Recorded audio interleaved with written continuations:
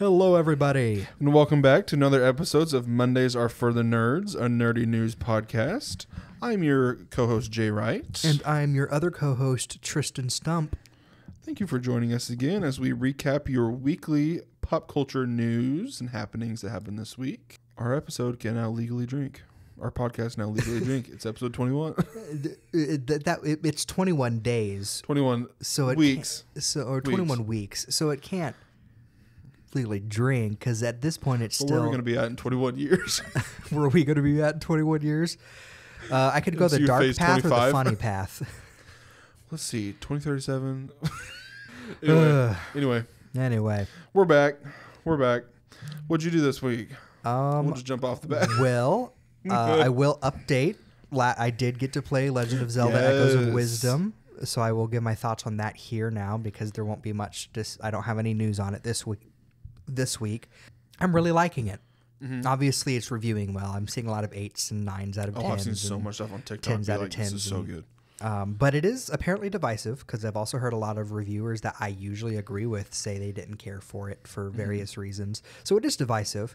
And I would say if there are people who are absolute Zelda purists, because I just like if there's a little bit of the Zelda formula in there, I'm probably going to like it, which is why I warmed up. I mean, not that Breath of the Wild, like a lot of people love Breath of the Wild, but there was a small handful of people who were like, this is not enough of a Zelda game for me. Echoes of Wisdom is the same way, I would say. Yeah. If you're going in expecting a straightforward Zelda game, don't. Like, you need to know you're playing as Zelda. It's got a completely different moveset. Yeah. And that means combat is... Combat is slower because you're either having to summon things to... like throw at them or summon things to fight them for you, so it's a little bit more meticulous. Yeah. But I like it. It's like everything is a puzzle, not just the specific puzzles.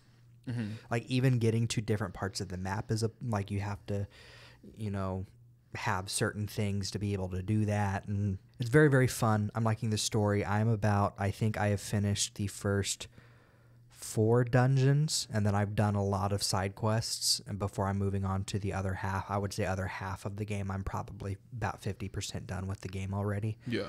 So I would give it an 8 out of 10. Mm-hmm. I don't know if I would give it a 9 out of 10, only because there are some things with it where I keep finding myself wanting to, or maybe 8.5, because I do teeter on to 9.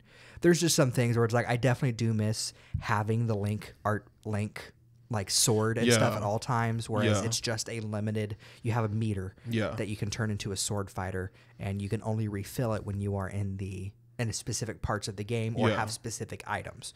That is a nigh finite resource. Mm-hmm. Yeah, there's not much I can talk about the like specifics without getting into spoilers because the game has only been out for a week. As usual. So yeah, 8.5 out of 10 I would give it.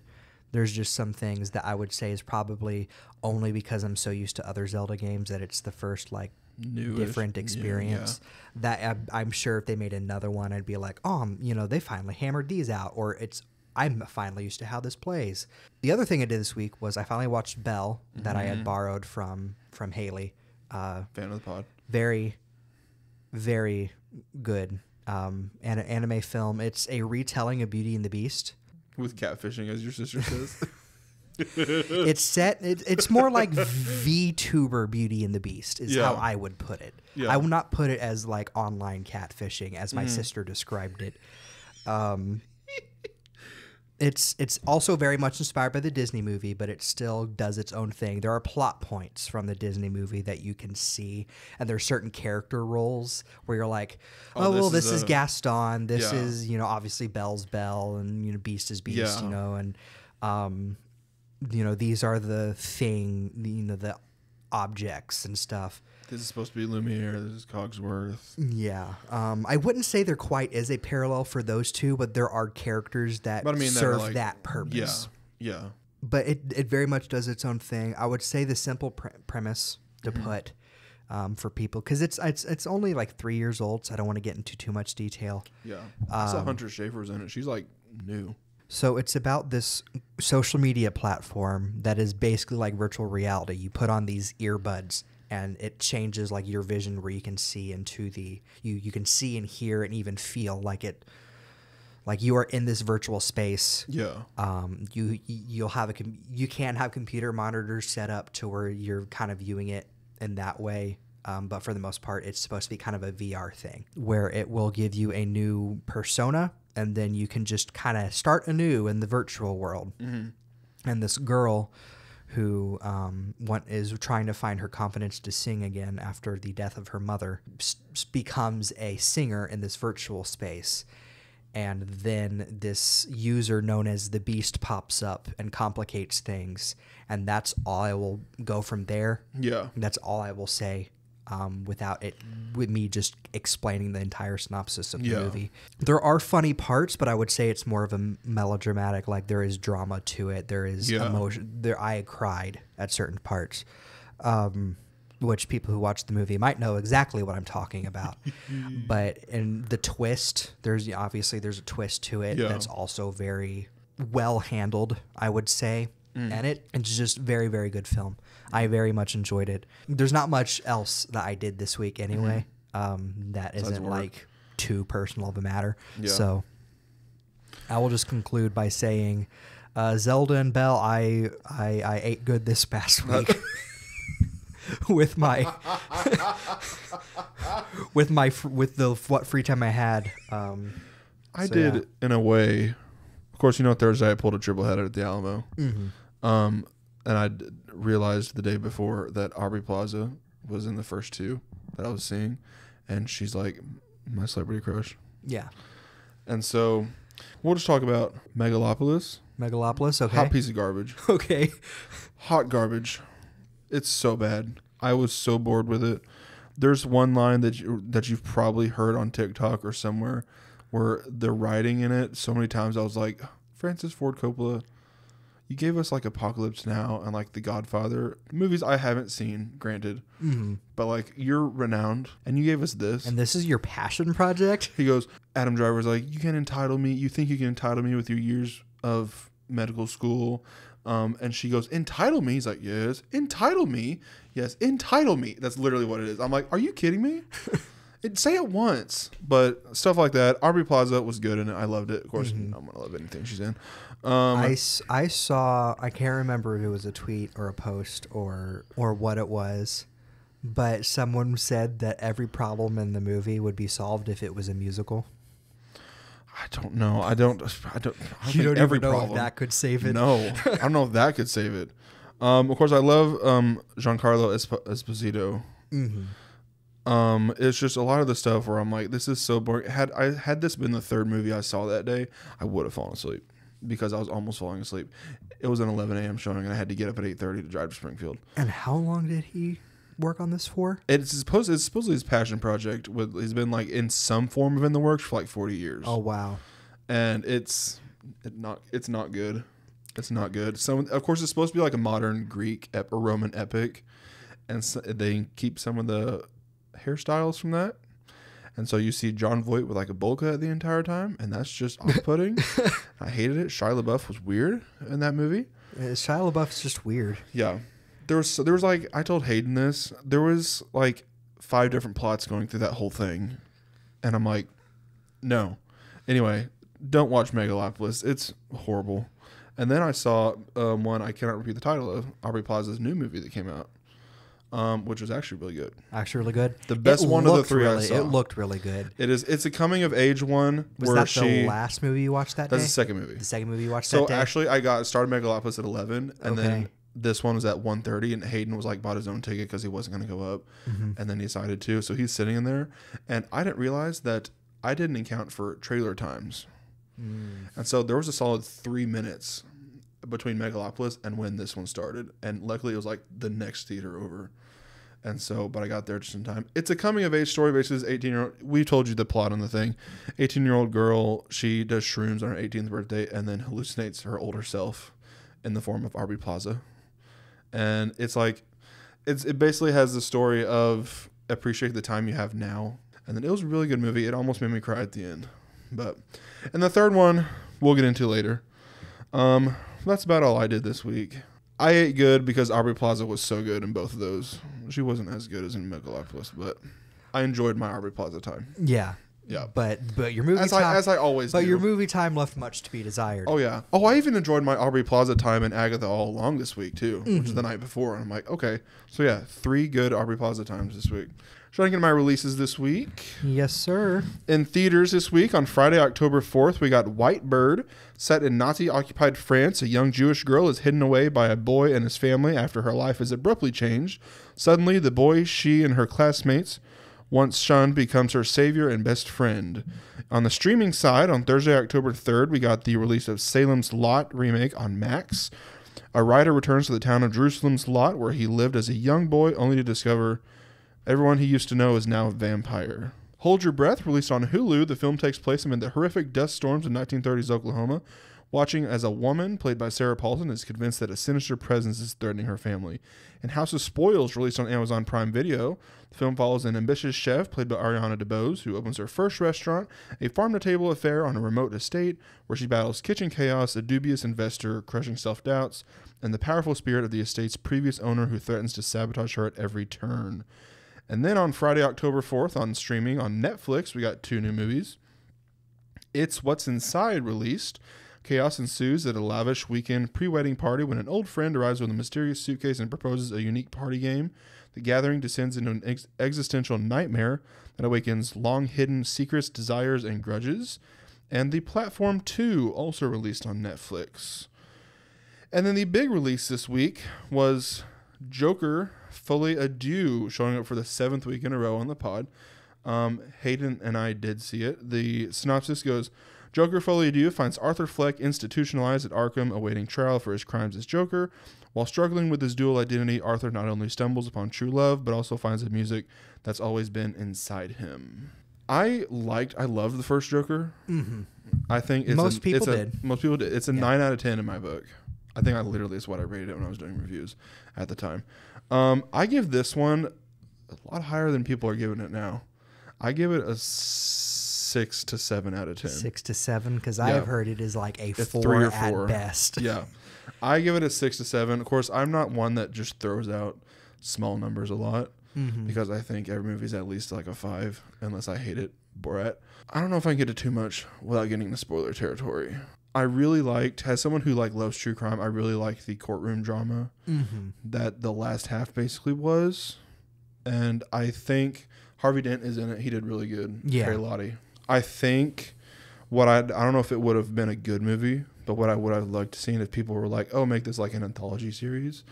I think you could have made it a Two-Face movie, but still had the courtroom drama aspect and still had Joaquin Phoenix's Joker. I show Harvey Dent's origin story through that, because I think it would have made it really good. That would have made it really better. Good courtroom drama. An interesting idea of an anthology series of Batman villains without Batman. If you had made it where it's connected in its own way, but it's not Joker 2. Mm-hmm. It would have been. I got the sense from all of it that it is a sequel that Warner Brothers wanted to make, and the director did not. And so this is just a result of that. Yeah. I'm probably not going to watch it because I didn't. I'd say it's one you can wait for streaming. In my opinion. Because I need to go watch Wild Robot if I'm going to go watch anything in theaters. Absolutely. And B, I'm very much vocally not the biggest fan of Joker. Yeah. I feel like there's just things about it that everybody says it is this great statement when it's I don't know. I liked it as a movie. Yeah, it's probably good as a movie, but the way everyone said, the reasons everyone says it's good, where I'm like, okay, well then it's just kind of a movie that seems like it's a little full of itself. And I got the hint that from trailers where it's, especially from interviews, I can definitely see with the director, he did not want to work on a comic book movie to begin with, I think, with the original, and he just happened to catch lightning in a bottle in the first one. Yeah. Whereas the second one, he was like, well, I already said what I wanted to say, I guess. Yeah. And I can see why the natural path would be to introduce Harley Quinn. Lady Gaga was fine as Harley Quinn. Yeah, I'm sure performance-wise. Oh, yeah. And I still loved Joaquin Phoenix's performance. Yeah. In this one. I can see the natural path would have been to bring in Harley Quinn. I don't think we necessarily... I don't think. I know we didn't need a second Joker movie. I give it a solid 6 or 7. 6 or 7? No, absolutely no more than 7. And I think 6 is even saying something. And in terms of TV this week, on Sunday, September 29th, we got the Fox's animation slate, featuring The Simpsons, Bob's Burgers, and Crepopolis season premieres, as well as the season 2 premiere of The Walking Dead, Daryl Dixon, with The Book of Carol on AMC. Tuesday, October 1st, saw the season 15 premiere of The Real Housewives of New York City on Bravo. Wednesday, October 2nd, saw the season 7 of Love is Blind on Netflix. Thursday, October 2nd, saw the season 2 of Gremlins The Wild Batch released on Netflix, as well as the season 24 and season 26 premieres of Law & Order and Law & Order Special Victims Unit on NBC. Season 3 of Heartstopper dropped on Netflix, and season 3 of The Legend of Vox Machina dropped on Amazon Prime Video. Yes. Yeah. And that's all the releases I got for this week. My video game releases, September 30th, we had Rogue Waters on PC from devs Ice Code Games and publisher Tripwire Presents. Rogue Waters is a pirate tactical turn-based roguelite. Play as Captain Cutter, commanding your ship and crew through procedurally generated encounters to seek revenge, recruit, train, and upgrade crew, use powerful sea creatures, and engage in dynamic naval and melee combat to gain the upper hand. October 1st, we had NBB.exe on PC from Raptus Games. NBB.exe is a challenging, fast-paced puzzle platformer. Bomb your way to victory through devious gauntlets to reveal the secrets of the mysterious Neon Core in a modern reimagining of Bomberman with a Metroidvania twist. October 2nd, we had Pinball Spire on PC from devs Apparition Games and publisher Indie.io. Action adventure meets pinball in this one of a kind Pinballvania adventure. When a mysterious spire appears from thin air, it's up to an intrepid pinball to bump, spin, shoot, and flip its way to the top and solve the tower's mysteries. And then we have Kill Knight on all major platforms from Playside. Kill Knight is an ultra-responsive, arcade-inspired isometric action shooter. Condemned to eternal sufferance, deep within the voids of the Eldritch Arena, you must wield an arsenal of devastating weaponry to obliterate swarms of otherworldly monsters and master the demon within. October 3rd, we had Sword Art Online Fractured Daydream on Switch, PS5, Xbox, and PC from devs Dimps Corporation and publisher Bandai Namco. In this online co-op action game, enter a distorted version of the Sword Art Online world. Pick your role in the form of favorite Sword Art Online characters and team up with 20 players for raids to defeat powerful enemies. Wizard of Legend 2 on PC from Dead Mage and publisher Humble Games. Face perilous magical trials in the fast-paced roguelite follow-up to the acclaimed original featuring co-op and vibrant new 3D visuals. Master new arcana and elements and experiment with spell combinations and become the next Wizard of Legend. Gnomes and Knights on PC from Turletsky Games. Gnome hunting reaches a new level. Become a mighty knight and plunge into the dark world of fantasy without leaving your home. Parcel Cores on PC, PS5, and Xbox from devs Billy Goat Entertainment and publisher Secret Mode. Ditch the 9-to-5 and embrace the high-octane life in a freelance bicycle messenger.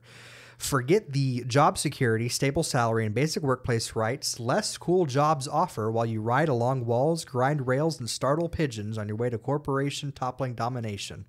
I love this. And Victory Heat Rally on PC from dev Sky Devil Palm and publisher Platonic Friends. Welcome to VHR. Unlock the secrets of speed in this turbocharged Neo Super Scalar arcade racing experience. Dominate the track and drift your way to the finish line on the road to becoming the VHRC champion. October 4th, we had Grunt on PC from Sock Pop Collective and Tom Van Den Boogart.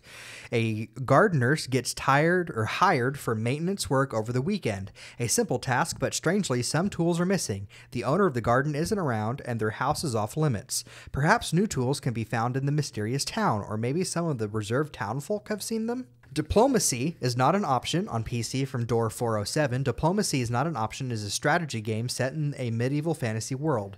Build your town and defenses, raid huge armies, and fight against massive hordes of enemies. How long can you survive? Potion Tycoon on PC from devs Snowhound Games and publisher Daedalic Entertainment. Potion Tycoon is a management simulator with a witchy twist. Build and develop your very own magic shop. Manage resources, set up production lines, mix potions, and sell them smartly to stay ahead of the competition. Welcome to the potion business. And finally, we got the Patrick Star game on all major platforms from devs PHL Collective and publisher Outright Games. Step into Patrick's shorts and create hilarious physics-based mayhem as you make the open world of Bikini Bottom your playground. Oh, Oh, and then also on October 4th, Until Dawn Remastered, released on PS5 and PC. I'm pretty sure I have that it just wrapped filming. The movie did. Yeah, the movie did just wrap filming. So that is some of our miscellaneous news thrown in with my releases. But that's my releases for this week. In terms of posters this week, we got the posters released for Baby Girl, the 10th anniversary re-release of John Wick, Smile 2, Rumors, Juror Number 2, the 20th anniversary re-release of Saw. We got some character posters for Piece by Piece featuring Kendrick Lamar, Snoop Dogg, and Daft Punk. We got the poster for another Coraline re-release, this time on Halloween.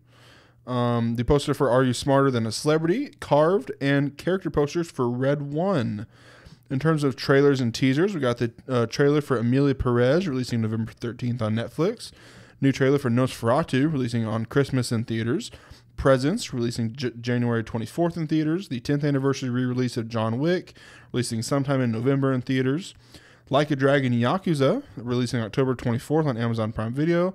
Squid Game Season 2, releasing December 26th on Netflix. Baby Girl, releasing Christmas in theaters. Juror Number 2, releasing November 1st in theaters. The documentary Music by John Williams, releasing November 1st on Disney+. Trailer for Better Man, releasing January 17th in theaters. Companion, releasing January 10th in theaters. New trailer for Paddington in Peru, releasing January 17th in theaters. New trailer for Time Cut, releasing on October 30th on Netflix. And the first trailer for Are You Smarter Than a Celebrity, premiering October 18th on Amazon Prime Video. In terms of release dates, Hellboy, The Crooked Man, for the second week in a row on the pod, will not get a theatrical release in North America and will instead release in digital on October 18th. A Wallace and Gromit 4K UHD collection will release on December 10th. Includes restored 4K and audio versions of shorts A Grand Day Out, The Wrong Trousers, A Close Shave, and A Matter of Loaf and Death. Happy Gilmore 2 will reportedly release in March to April of next year on Netflix. Edge of Sleep will release on October 18th, based on the podcast of the same name. The series follows a night guard and a small group of others who find that anyone who goes to sleep dies. Mark Fishback is reprising his role and is being joined by Leo Tipton and Eve Harlow. You told me about this and actually sounds very intrigued. Yes, the podcast is very... I haven't listened to it, but it's supposedly very, very good. There's supposed to have been a second season of the podcast, but it kind of disappeared. Same with the show. It was filmed like 3 years ago, and then we never heard anything again. Yeah. And then the source of this is Markiplier's YouTube channel, because this is how it was announced. We don't even know what streaming service it's going to be on until the day it releases. Beetlejuice for the second week in a row releases on digital on October 8th. Scream 7 got a release date of February 27th, 2026 in theaters. Neve Campbell is returning, and Kevin Williamson will direct. Magazine Dreams has been acquired by Briarcliff to release in early 2025. Searchlight originally acquired the film after Jonathan Majors got major awards buzz for his performance. Coraline will be re-released in theaters again on Halloween and November 1st. And the new Smurfs movie starring Rihanna, I believe, as Smurfette, has been delayed to July 18th of next year. In terms of casting, on Saturday Night Live, Andy Samberg and Jim Gaffigan will be playing Doug Emhoff and Tim Walz, and Dana Carvey will be playing Joe Biden. In the regular show revival, did you see this? Yes. Mark Hamill confirms he will return as Skips. David Michôd's Christy Martin biopic. Ben Foster, Merritt Weaver, and Katie O'Brien join the cast as filming begins. Roofman, Kirsten Dunst, has been cast alongside Channing Tatum, which I didn't know this. I don't know if it's based on a true story. Film follows a robber who lived in a Toys R Us store and broke into more than 60 McDonald's and emptied the cash register after hurting staff in the freezers. Saw 11, Tobin Bell says he will return as John Kramer. Crime 101, Halle Berry has been cast alongside Chris Hemsworth, Mark Ruffalo, and Barry Keoghan. The heist thriller follows high-level jewel thefts taking place up and down the Pacific Coast, where a detective zeroes in on a thief looking for a final score.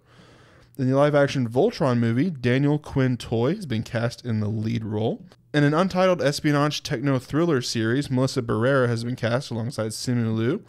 Series follows an AI analyst who realizes his brain has been hacked, giving the perpetrators access to everything he sees and hears. Marty Supreme, which is Benny Safdie's ping pong movie. Fran Drescher has been cast as the mother of Timothée Chalamet's character. The movie Rip has cast Tiana Taylor and Sasha Cal alongside Ben Affleck and Matt Damon. And Joe Carnahan's new crime thriller film follows a group of Miami cops who discover millions in cash in a derelict stash house. Rachel McAdams is in talk to star in Sam Raimi's new horror movie Send Help, described as a horror version of Castaway mixed with misery. And for The Walking Dead, Daryl Dixon Season 3, Stephen Merchant has been cast, which we openly said is an odd choice for a show like The Walking Dead. Yeah. Have Stephen Merchant. Now, Stephen Merchant in The Last Man on Earth, I get. Oh, absolutely. Yeah, which, I mean, I don't know why I brought that show up because that's been off the air for years. Like Apocalypse. But, yeah, but like if you're going to do an apocalypse show with Stephen Merchant, make it a comedy.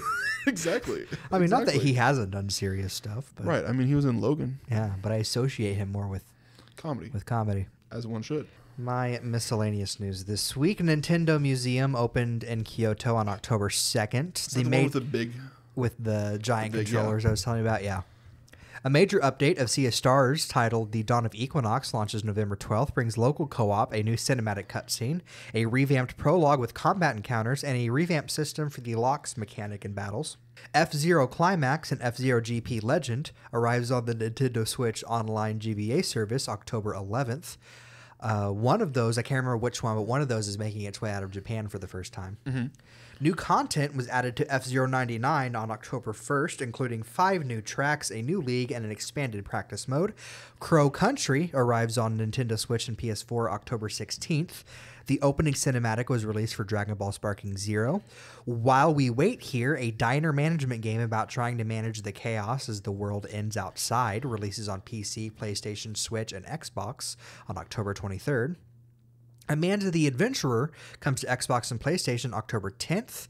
We got a first look at Shaq in Fortnite. Yes. Fortnite. I'm sorry that you caught me off guard. Apparently, because there's the Shaq shimmy emote, apparently with your Shaq and he does it, he actually does the face, whereas everyone else just kind of does the shimmy. Yeah, good. The Sims 4 will be receiving new expansions October 31st. That includes working as a Reaper and planning funerals for your Sims and afterlife and reincarnation content. It will cost $39.99 USD. I got quite a bit of miscellaneous news on my end. Buckle up, everyone. In terms of new looks, we got a first clip of Sweet Pea, first clip of a Minecraft movie, which has featured a new look at Jack Black as Steve, first behind-the-scenes look, and a first look at a bee. Looks as good as ever. Got a first clip and new stills of Smile 2. First look at one of the new games of Squid Game Season 2. First clip release of Tomb Raider, The Legend of Lara Croft. First look at Baby Paddington and Paddington in Peru. Suits LA, the Suits spinoff or sequel show. First look at John Amos playing himself in the pilot, which would be his final acting role. The Apprentice, for the 6th week in a row, we got a new look, 2 new looks. And for the 5th week in a row, Gladiator 2 shows up on our pod with a new look. First looks at the Peaky Blinders movie with the first look at Cillian Murphy returning as Tommy Shelby. First look at The Electric State. Did you see this? Mm-mm. The new Netflix movie. Follows an alt history where Walt Disney's Disneyland animatronics led to intelligent robots who revolted against their creators. Oh, I saw this because the main character is Mr. Peanut. Yeah, Woody Harrelson. He played Mr. Peanut. He's the leader of the robot insurgency. But it's the Russo brothers' new film that they wrote and directed. I don't know about wrote. Starring Millie Bobby Brown, Chris Pratt, Anthony Mackie, Brian Cox, Juan Carlo Esposito, and Katie Kwan, and of course, as previously mentioned, Woody Harrelson, releasing early 2025 on Netflix. Looks interesting. Yeah, it's very interesting that Planters Peanuts is going to be an animatronic. It's like, yeah, you can use our character for this. After the baby peanut debacle, we got to sell peanuts somehow. Exactly. The death of Mr. Peanut and Baby Peanut. We got a first look at Juror number 2, which is as we mentioned before in the past couple weeks, Clint Eastwood's next directorial film. Looks very interesting, actually. As we figured, it's a hit and run. Yeah. That juror who's on the jury of a murder trial realizes he's the one that committed the murder. Better Man, first look at the Robbie Williams biopic featuring a CGI ape as Robbie. And we got a first look at Cruel Intentions, a new show coming out. In terms of box office earnings and records, for the 4th week in a row, The Wild Robot appears on our pod, earned $11.3 million in the film domestic opening day. Budget was $75 million, and it opened total with $35 million domestically, which is one of the biggest openings for a non-franchise animated film in years, as it rightfully deserves. Yeah. Megalopolis earned $1.8 million in the film domestic opening day. And for all listeners out there, the budget for this film was $120 million. It opened domestically in its opening weekend with $4 million. So that is I don't know what the exact, but it's one of the worst opening weekends for a big budget film ever. let's see. Well, a fourth would be 40 million. So that makes it a 40th Yep. of what they need to make. The return of Glenn Powell news. We got the Family Guy Halloween special, a couple new information on that. We got a first poster and the first trailer. Of course, he will guest star, and it's releasing October 14th on Hulu. Did you watch the trailer? I hadn't watched the full thing. I was watching a show, and then I just paused it enough to listen to Glenn Powell's voice. I couldn't glean a plot from it. I have no idea. I know he's like one of the biggest pumpkin growers. Yeah, like there's like a pumpkin contest going on, but then also Stewie's teddy bear might be alive and killing people. Yeah, I saw that, and he's like, "Did someone the internet go out?" Yeah, so it's like it's like I'm trying to figure out what the plot is supposed to be exactly. Yeah. But hey, it's Glenn Powell and Family Guy. Oh, yeah. I'll probably watch it. I've never watched Family Guy, and I told you this might be the first time I watch it. And also, Running Man, his movie, Edgar Wright's remake that he's starring in, will release on November 21st, 2025 in theaters, and Katie O'Brien has joined the cast. In new announcements, The Beauty, Evan Peters, Ashton Kutcher, Anthony Ramos, and Jeremy Pope will star in a TV adaptation with Ryan Murphy co-creating the series. The story follows a world where physical perfection is obtainable through a sexually transmitted disease. Anemone, the return of Daniel Day-Lewis. Oh, yeah, I saw this. Yeah, for 7 years? I think so, because whenever Phantom Thread came out. Mm-hmm. Film explores the intricate relationships between fathers, sons, and brothers. It's directed by his son, as he's coming out of retirement. He was also spotted shooting a new movie titled Aveline with Sean Bean. An Olivia Rodrigo concert movie for her Guts World Tour will release on Netflix on October 29th. A new movie, Otis and Zelma, is being made. John Boyega and Danielle Deadweiler have been cast as Otis Redding and his widow, Zelma Redding, in a new biopic. A live-action / CGI hybrid Rugrats movie is in the works. The babies will be CGI while everything else is live action. I'm just rubbing his temples right now. I don't understand. I didn't see this coming. I just expected Look Who's Talking. What? Look Who's Talking? The movie with the talking babies? I haven't seen that. And then they made a sequel where it's Roseanne. I think the sequels were Roseanne Barr and it's Look Who's Talking 2, and Roseanne Barr is the baby. Who was the baby in the original? You're like, Look Who's Talking. I'm like, 1989 movie. It stars John Travolta. I believe he is actually, and then Bruce Willis is the voice of the baby. Oh my god, what? I don't believe they understand what it's like Rugrats thing where he's talking. Yeah, it was Look Who's Talking, then Look Who's Talking 2, and then Look Who's Talking Now, where I think it's the pets that are talking, which is like, it's one of those ones where they just kept making them for some reason. Kind of like the Honey, I Shrunk the Kids. And then there was a TV show that lasted 35 episodes, a sitcom lasted 35 episodes called Baby Talk. It's not a bad run for a sitcom. Anyway, go watch Look Who's Talking. That's probably going to be a better Rugrats movie than this Rugrats movie is going to be. CGI babies. What? That's, yeah. A limited series about Pompeii is in the works that follows various stories of people who lived there just before Mount Vesuvius erupted. Ridley Scott will executive produce with his company Scott Free for Amazon Prime Video. Wallace and Gromit, Vengeance Most Foul. As I said, I don't know why I put this in new announcements. As I said, we don't usually mention what I'm about to say, but it's Wallace and Gromit. Yeah. So we're going to mention it. First Funko Pops have been revealed and are available for pre-order, including Wallace and PJ's, Gromit, Feathers McGraw, and Norbot the Gnome. I'm so excited for this movie. Me too. As is anyone. I don't think anyone's not excited for new Wallace and Gromit content. It's Wallace and Gromit. It's classic. What is there to not love? Exactly.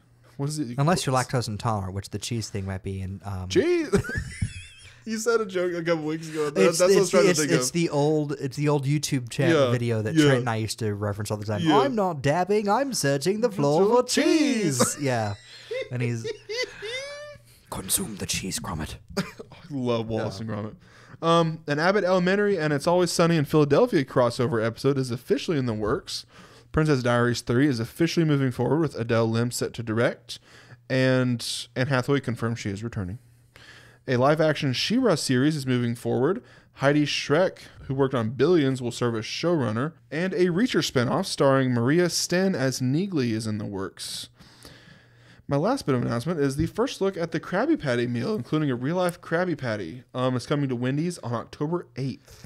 So it's just a Dave's single, maybe with toppings in a different order to match how that is in the show. And then a Krabby Patty sauce, which is probably just like Thousand Island sauce or something. Which I'm going to get without it anyway. But like... What if I go and order a Krabby Patty plain and then just a Dave's single?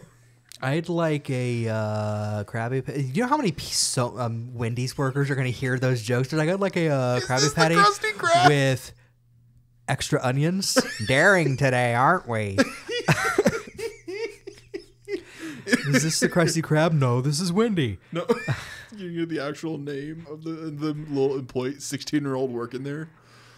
Which some of the 16-year-olds are going to find it funny. The first, absolutely, maybe 2 times exactly of the first day. I will probably not be getting this because I don't. And there's a Frosty. It's like a pineapple Frosty, which actually I probably try that. Yeah, but like. I don't know. It feels like more effort could have gone into it. Maybe make it a round patty so it feels a little more similar, and with a sesame seed bun.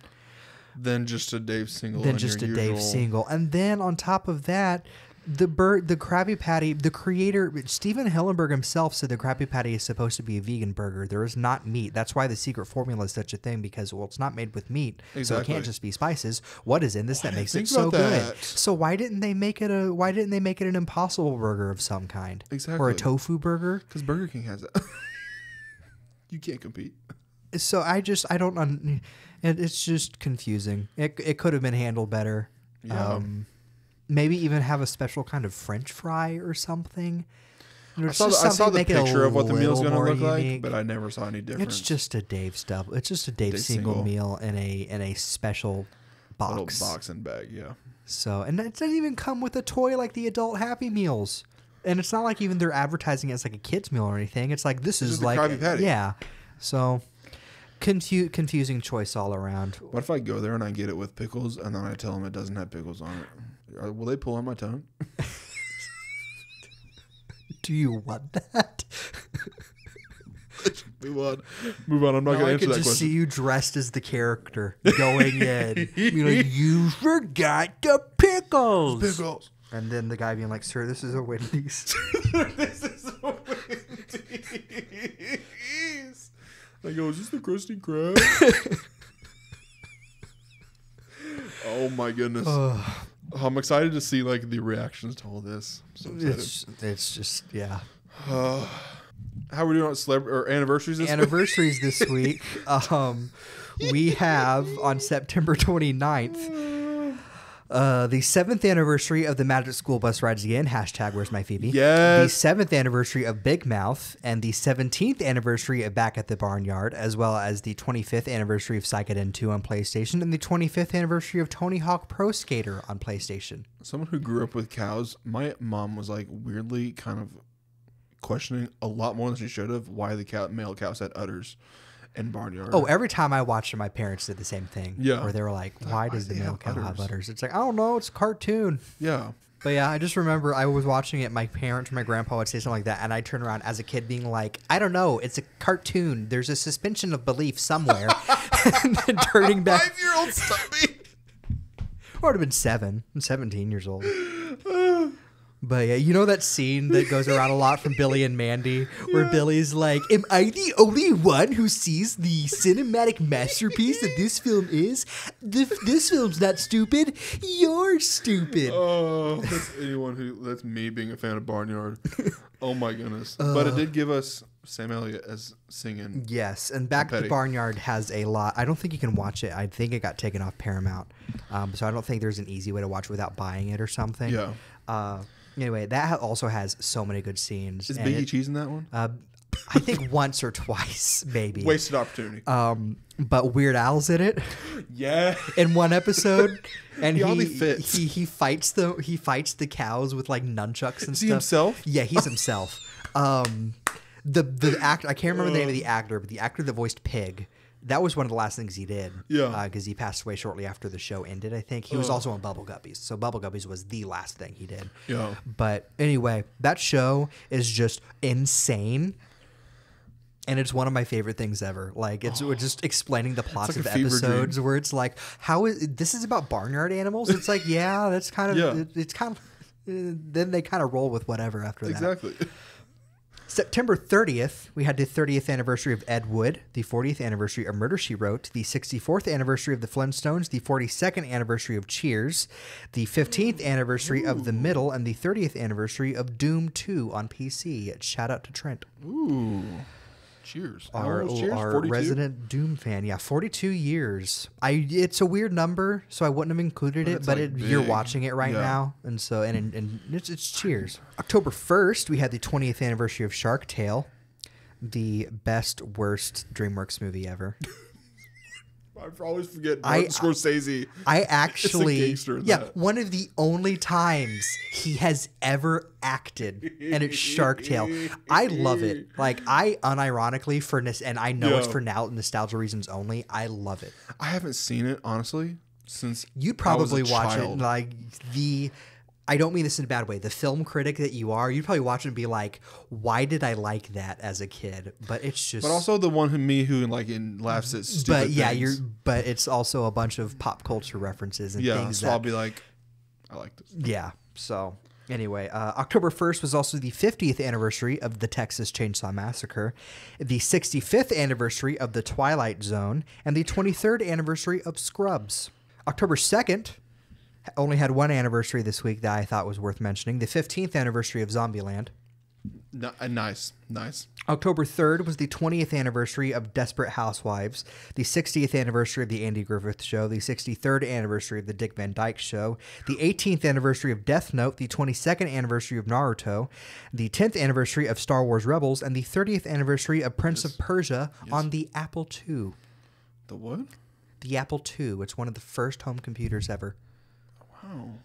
That's how old the Prince of Persia series is. October 4th was the 15th anniversary of Trick or Treat, the 67th anniversary of Leave It to Beaver, the 34th anniversary of Beverly Hills 90210, and the 26th anniversary of Roly Poly Oly. Oh, that unlocked Right? nostalgia. Oh my Dude. goodness! Wow, I haven't Roly thought Poly about that in decades, Roly and I'm Poly 23. Roly Poly Oly was... He's so huge. Oh, man. That kid? Oh, yeah, absolutely. No, this character.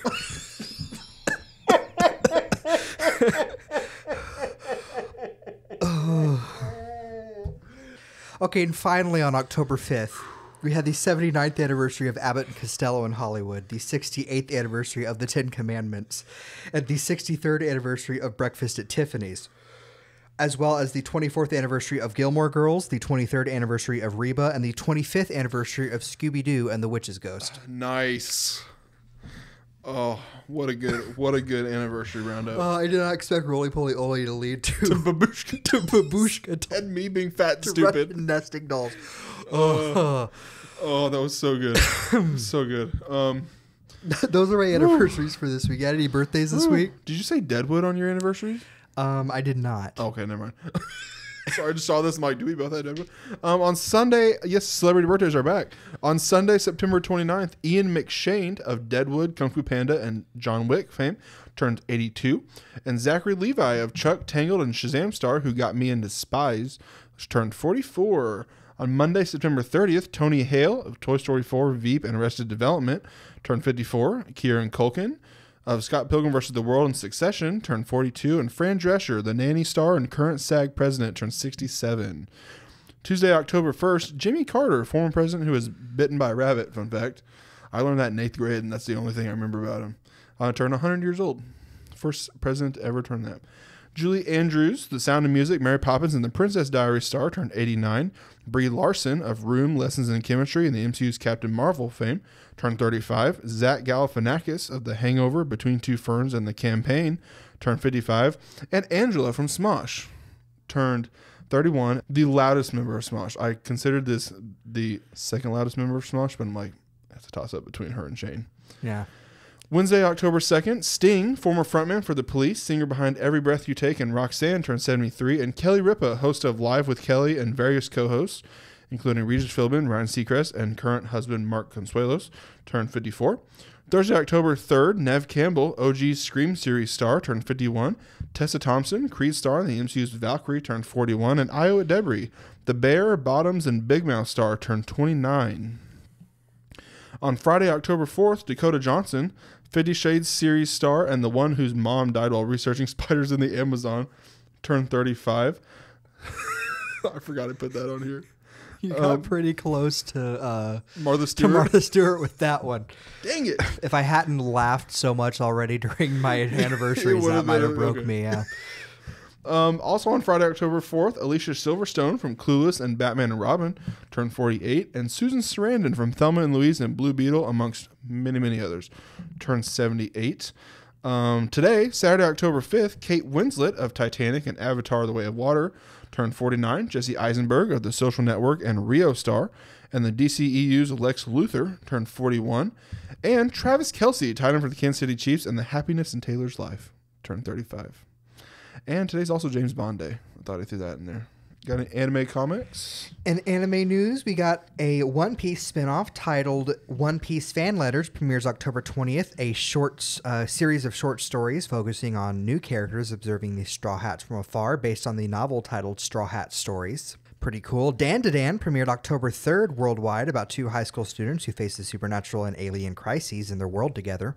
That is the only way I can describe that show without getting into too much detail. It is insane.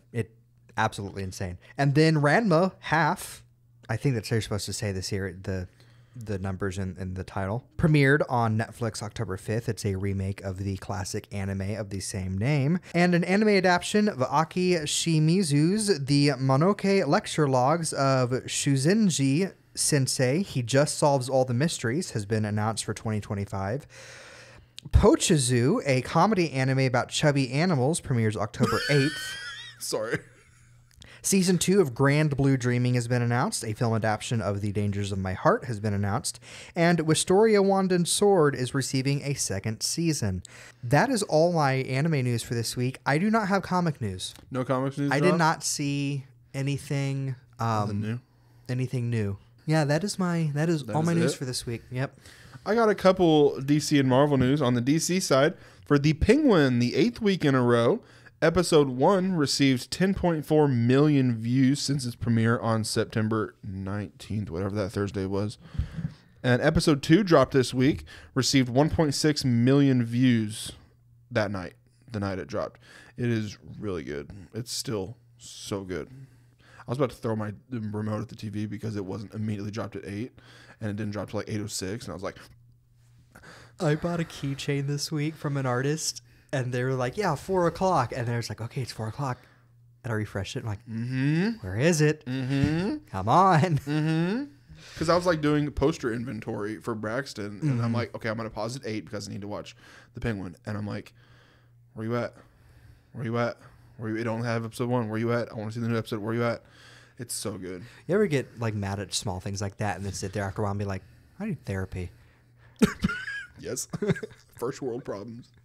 I'm about 84% there. Yep. It took me a second to realize what you said. That's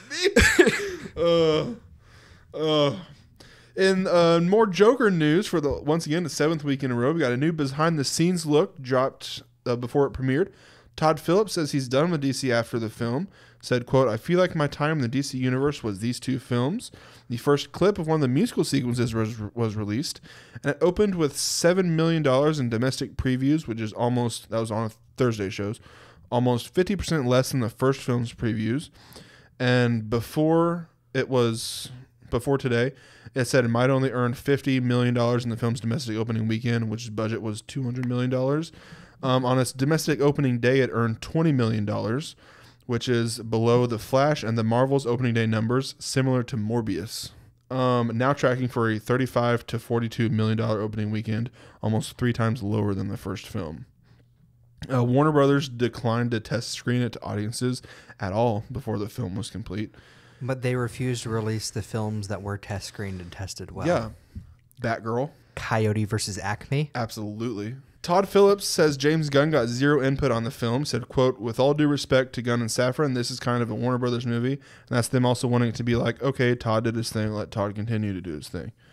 Moving on from Joker, we got the announcement of the Dynamic Duo movie. A Robin's origin story animated movie is in the works at DC Studios.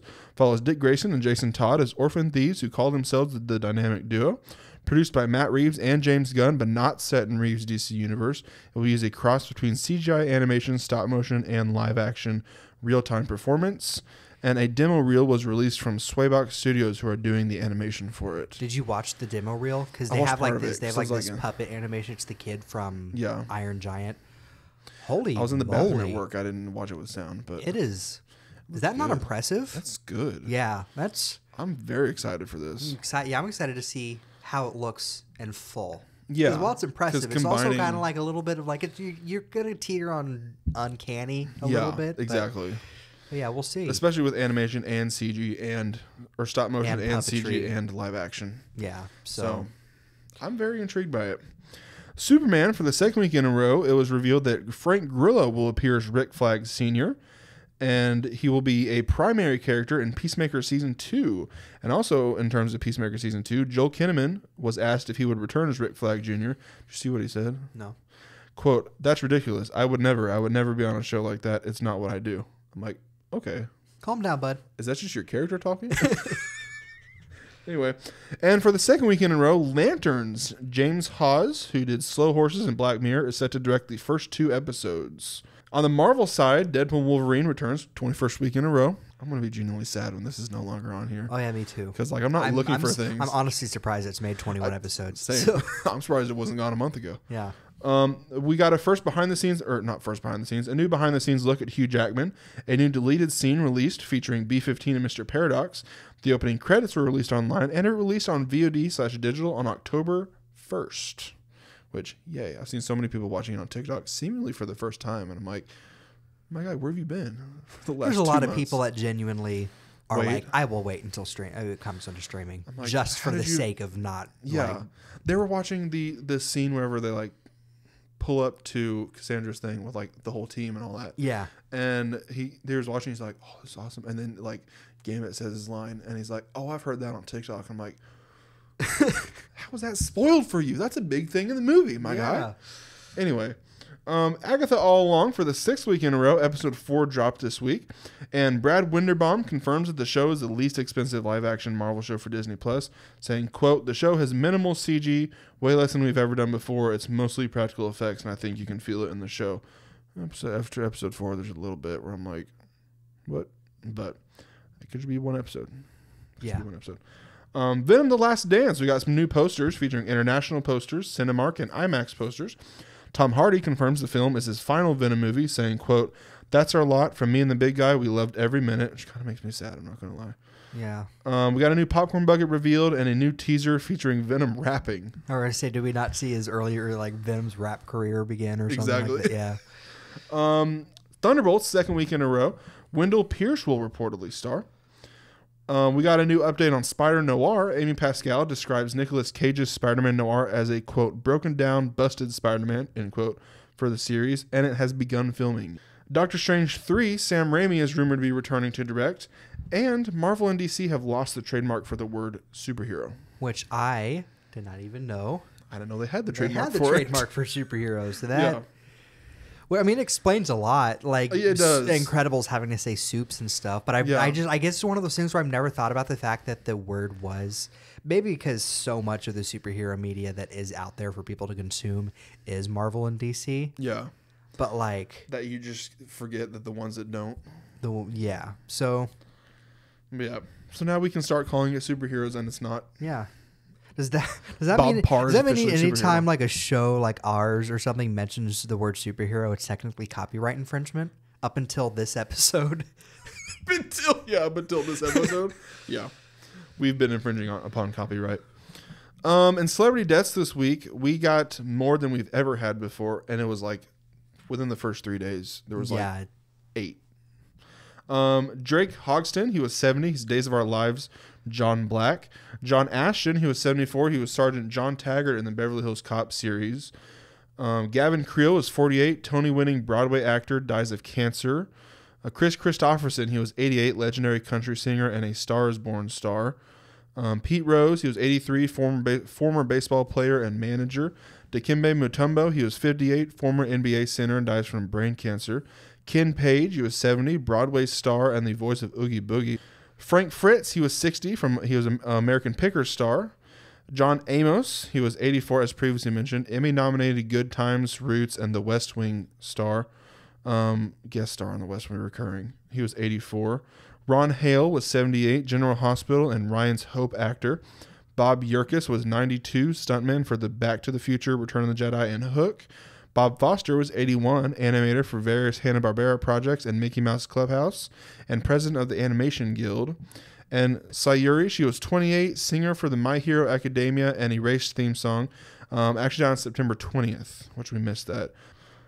Sources this week were THR, The Daily Beast, Movie Insider, Deadline, Famous Birthdays, Bleeding Cool, The Popverse, Outkick, comicbook.com, Markiplier's YouTube channel, Entertainment Weekly, Vanity Fair, IGN, Collider, LA Times, Esquire, TMZ, Men's Journal, LED Bible, Screen Rant, Glamour, Variety, Hollywood Reporter, Total Film, Puck, The Insider, NY Times, and Slash Film. My sources this week were discussing film, Indie Informer, IGN, Crunchyroll, and official sites and socials of the studios mentioned today. And now on to our October tier list. So we thought we had quite a few ideas. People brought us quite a few ideas, but we finally decided on one. We are going to be ranking cartoon moms based on how good of a candy haul we would get from their house trick-or-treating. Exactly. Since this is October, spooky season is here upon us. And we had all sorts of actual spooky stuff, and we were like, Jay doesn't do so well with that, much less me. Yeah. Well, I'm sure we'll get to one eventually. I'll do a spooky one eventually. But we thought we would try to be a little funny. Yeah. And so we actually, for the first time in our tier lists, our tiers are named. So our top tier is going to be full-size candy bars. Our A tier is going to be name brand candy. Our B tier is going to be off-brand candy. C tier, fruit and granola. And the bottom tier is going to be toothbrushes. People who give out, and it's not just those specifically, it's like, who's out the dental and Yeah. Now, we didn't throw it in here, but some people give money. True. But it's like nickels. Yeah. It's not like dollar bills. First up, I forget her name. You're going to have to tell me all the names on this. Aunt Cass from Big Hero 6. Aunt Cass from Big Hero 6, voiced by Maya Rudolph. I would say, how long has it been since you watched Big Hero 6? I honestly think it's been since it was in theaters, but I remember her being like the cool aunt. Yeah, she was the cool aunt, but I wouldn't call it full-sized candy bar cool. No, I'm thinking name brand candy. She would have name brand candy. Yeah. But she would also have it wrapped in like special things that advertises her diner. Oh, absolutely. She's handing out like menus. Yeah. Wrapped in menus. We'll say name brand candy. We'll say name brand candy. For this after that, we have Bunny Bravo, which is the mom from Johnny Bravo. It's going to be all you. She's cool old lady, like always going on jogs and, I would guess from my memories of watching this show, it's been forever since I've watched it, off-brand candy? Off-brand? Like, she would certainly try her best, but, she's not going to fork it out for name brand. Yeah. That stuff's safe for Johnny. Yeah, he'll get the name brand He'll get the name brand stuff. He might get full size. Yeah. Next up is... I believe it's Chicha. Chicha from Emperor's New Groove. Oh, it's been a while since I've seen Emperor's New Groove. It's been a while since you've seen it. It's been now, if we want to go with accuracy, probably historical accuracy would be fruit and granola. But if we want to go with, because it is kind of like a vibe, going off the vibe of what kind of candy we get. Yeah. I get name brand candy vibes. Name brand? But she wants to give you full-sized candy bars. Yeah. She's probably got a couple that she saves for her, for the neighbor kids or something that are at her house all the time. Yeah. By full size, we mean like king size. Yeah, we mean like you're getting the big old You're dogs. getting like an actual candy, not just the fun size. You're getting... Exactly. You're getting... Yeah. Next up is Della Duck. Della Duck, absolutely full-size candy absolutely. bars. I was going to say, this is strong full-size bars. Uncle Scrooge is going to say, yeah, we're handing out off-brand candy. And she's like, I already spent half the money bin on full-size candy bars. You didn't even know it. I found your key when you were sleeping. Oh, yeah. Full-size candy bars. There's no doubt about that. Yeah. Absolutely. No doubt. And Louis will go right along with her. Mm-hmm. He'll be like, yeah, I'll get in there and I'll help you get in there for a profit. And then we've only got 20 moms for this tier list. So the final mom of the episode is Dexter's mom from Dexter's Lab. This is also going to be all you. And I am trying to think of how she is in the show. I want to say off-brand candy. Off-brand? Yeah. And that is our tier list for this week. That's our tier list for this week. Shorter episode. This is going to be a shorter tier list because unless we get some jokes that pop up with some of them. Yeah. But yeah. Man. But the first couple weeks of October are honestly hectic, so it's good that we have one that doesn't cause too much. Slow. But shorter episode this week. Hope you enjoyed. Thank you for joining us for this week. I don't know how we usually do it in my mind. All I'm thinking of is just the babushka dolls. I'm not going to lie to you right now. I can't get past the babushka dolls. Be sure to like, comment, and subscribe on whichever platform you're watching or listening to us on. And we thank you. Thank you for joining us for our 21st episode. You can follow the podcast on most social medias at Mondays for Nerds. You can follow me, Tristan Stump, at Sir Stumpsalot or Sir Stumpsalot17 on most social medias. You can follow me at PoThePanda001 on Twitter and Chris M. Pratt Fan on Instagram. And on that note, we will see you guys next week for another weekly recap. Bye-bye. Bye.